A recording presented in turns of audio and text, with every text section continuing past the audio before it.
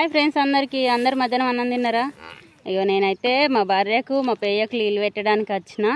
ఈ చూడు నా వెనకాలే తగులుతున్నాయి ఎండకైతే. తెస్తా ఉండు వాటర్.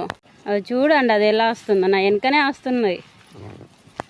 ఇక్కడైతే పొలం ఉంది దగ్గరలో, పొలం దగ్గర కట్టేస్తాము భార్యని పెయ్యని.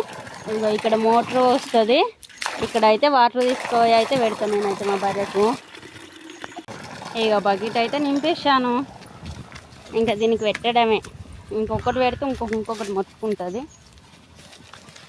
ఇక చూడండి పాపం చాలా దూపడితోటి ఉంది, అది అక్కడ ఒరుతూ ఉన్నది. ఇంకోటి ఇది తాగిన తర్వాత మళ్ళీ దానికి పెట్టాలి.